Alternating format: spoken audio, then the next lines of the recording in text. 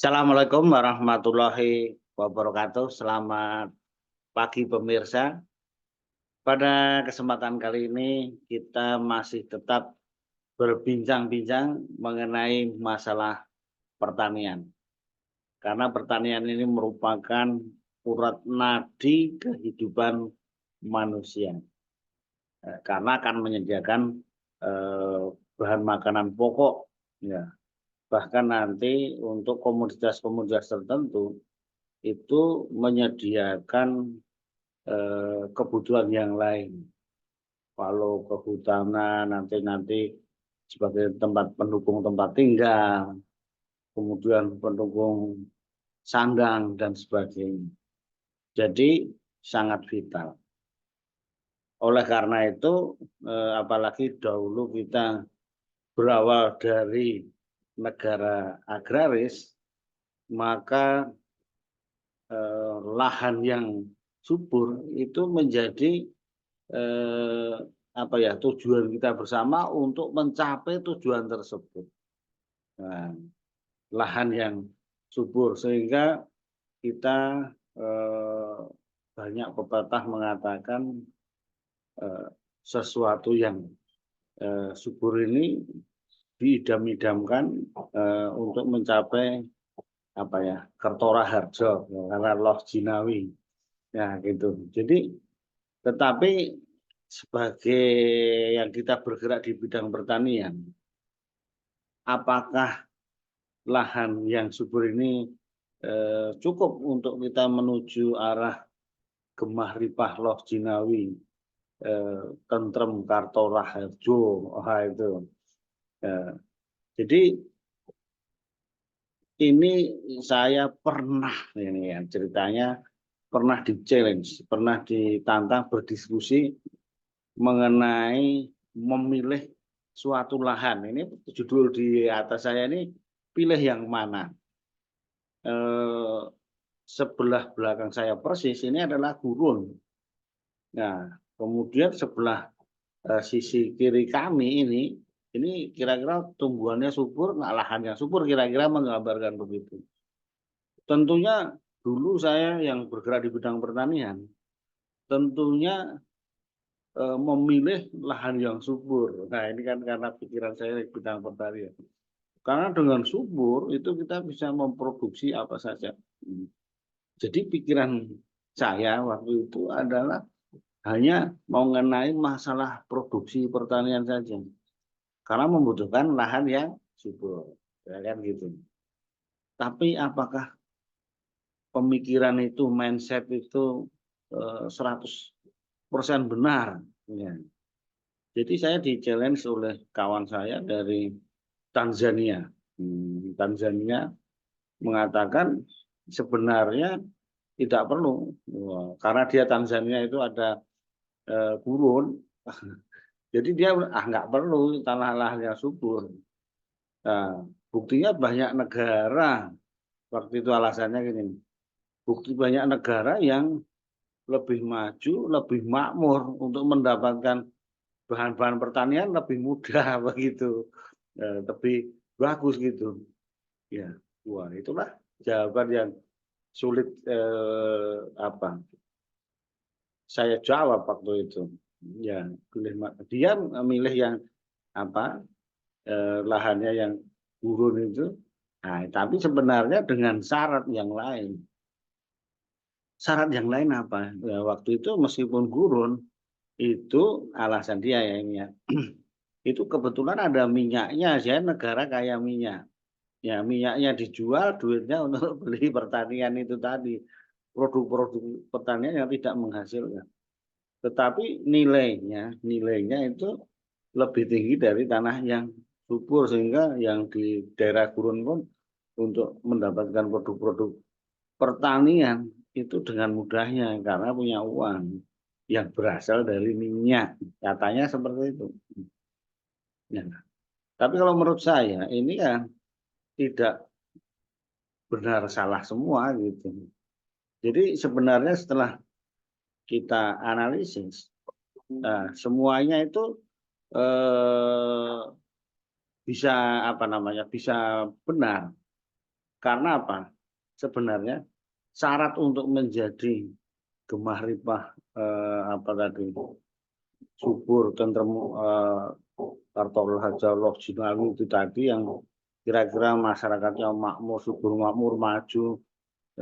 Itu syaratnya harus menjadi negara yang lengkap, yang super power. Artinya ini menjadi salah satu faktor saja. Ya, faktor saja. Jadi ini adalah faktor sumber daya alam. Ya, sumber daya alam ini setidak-tidaknya harus tidak hanya subur saja, harus luas misalnya, harus luas, harus luas. Kalau bisa subur, kalau bisa, nah itu faktor nilai tambah kan gitu.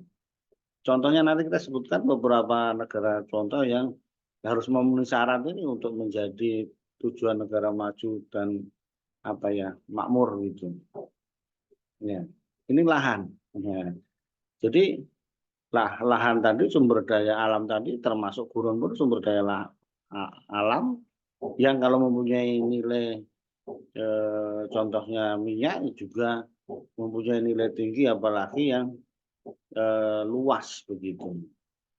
Nah, kita ini yang pertama syaratnya memang menjadi salah satu syarat tetapi tidak mutlak ya kan harus dicukupi dengan faktor yang lain.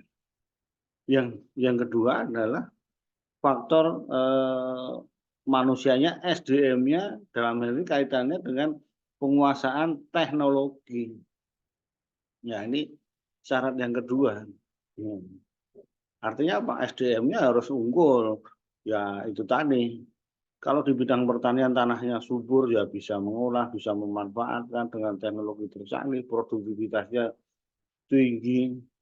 Demikian juga yang kebetulan lahannya gurun, kemudian lahannya apa ya marginal, daerah dingin dan sebagainya. Tetapi kalau brainnya, SDM-nya otak maju itu bisa mengolah, bisa dengan teknologi yang dikuasainya, wah itu juga bisa membalikkan itu tadi. Yang subur bisa jadi kalah, kan gitu. Itu faktor yang kedua. Faktor yang kedua harus saling kait mengait. Kemudian yang berikutnya adalah harus mempunyai culture budaya yang kuat. Setelah alamnya luas, lengkap, hebat, manusianya kuat, pinter gitu kan, menguasai teknologi, tapi juga harus dengan budaya yang kuat. Ya, budaya ini kalau tidak nanti selalu berganti-ganti, tidak kuat begitu. Ya nanti kita sebutkan beberapa contoh yang kalau tidak menguasai keempat faktor ini tadi, yang satu belum kita sebutkan, itu tidak akan terkuasai menjadi negara yang super makmur, super power dan sebagainya. Yang keempat adalah harus mempunyai pertahanan dan militernya itu harus yang kuat. Supaya apa? Nanti kalau itu mau di atas ya bisa dijajah, bisa dikuasai secara fisik, ya kan begitu. Ya, yang lain-lain tadi juga mendukung untuk tidak dijajah secara ekonomi. Nah, itu jadi lengkap. Jadi ada 4 faktor untuk apa namanya saling kayak menguatkan menjadi negara yang kuat. Ya, contoh sekarang kita sebutkan kalau tidak menyebutkan keempat contoh itu tadi mungkin belum begitu jelas. Contohnya kalau negara contoh ya yang negara kuat, misalnya Amerika. Amerika jelas nomor satu itu sumber daya alamnya lumayan luas, luas ya mempunyai negara yang luas gitu. Pasti banyak hal yang bisa dikuasai. Ya, dikuasai. Itu dari segi apa? Udah. Kedua dari SDM menguasai teknologi jelas. Saat ini sampai saat ini menguasai teknologi terkini, ya kan. Nah, kemudian budayanya, budaya pop Amerika sampai saat ini masih menguasai dunia juga. Ya, kemudian 4 jelas militernya. Nah, ini lengkap gitu. Jadi posisi pertaniannya di mana? Ya tadi itu lahannya nomor 1 tadi luas, ya dengan penguasaan teknologi, ya mereka hebat juga di bidang pertanian. Nah, menghasilkan apa ya, pertanian jagung lebih luas, eh, menghasilkan jeruk misalnya. Ya itu jadi selain negara industri juga negara pertanian otomatis. Iya. Jadi inilah semua tercapai. Ya, contoh Tiongkok, China juga hampir sama. Yaitu dari keempat-empatnya tadi akan mendukung menjadi negara superpower, termasuk bidang pertanian maksudnya. Ya, karena didukung itu. Nah, kemudian contoh yang tidak bisa menjadi negara superpower misalnya, SDM-nya unggul, pintar juga menguasai, tapi tidak mempunyai sumber daya alam. Negara kecil Singapura misalnya, ya mereka ekonominya hebat, tapi ya nggak bisa menguasai dunia superpower, nggak bisa. Satu, sumber daya alamnya nggak ada, militernya juga tentunya nggak bisa superpower, ya, paling SDM-nya itu, ya kan, yang sama budayanya yang lumayan kuat misalnya. Ya ini beberapa contoh dari keempat faktor tadi yang untuk menjawab mana pilihan mana yang akan dipilih. Jadi ya untuk yang memilih ini yang apa gurun misalnya, itu kalau gurunya luas, ada apa namanya tadi minyaknya, nggak masalah, SDA terpenuhi, syaratnya harus luas. Tapi apakah juga apa ya harus sangat didukung oleh SDM manusianya, teknologinya, nah kan gitu. Jadi kemudian tadi lagi kita ulang lagi di masalah budaya maupun militer. Ya, jadi kalau tadi kita balik ke Tiongkok, tadi Tiongkok juga mempunyai burung. Ya, sumber daya alam nggak hanya itu, nggak hanya burung, yang lain-lain juga ada dan bisa dimanfaatkan. Burung bisa dihijaukan, itu tadi. Yang nggak subur karena dengan teknologi jadi subur, kan gitu. Ya.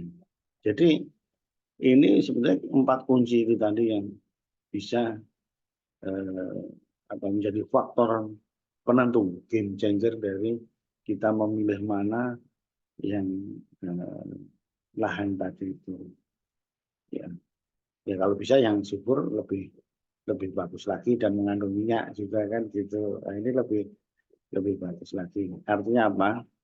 Kita sebagai negara Indonesia ini ya lahannya hampir sebagian besar subur, harus kita manfaatkan semaksimal mungkin. Karena potensi Indonesia menjadi negara kuat bisa karena luas, punya sumber daya alam yang kuat. Sekarang baru dibangun sumber daya manusianya, penguasaan teknologi, militernya juga kalau bisa ya dibangun juga menjadi negara yang kuat. Yang saya kira budaya Indonesia ya termasuk yang kuat gitu. Ya, buktinya ya eh, budaya kita banyak ditiru orang lain. Ya, bahasa Indonesia eh, cukup kuat. Sekarang menjadi salah satu mungkin satu-satunya ya negara yang dijajah tapi tidak menggunakan bahasa penjajahnya. Nah ini yang diskusi kita pagi hari ini. Ya, kalau ada opini yang lain ya, silahkan komen untuk kita saling berdiskusi, ya, terutama ini untuk di bidang pertanian. Terima kasih. Assalamualaikum warahmatullahi wabarakatuh.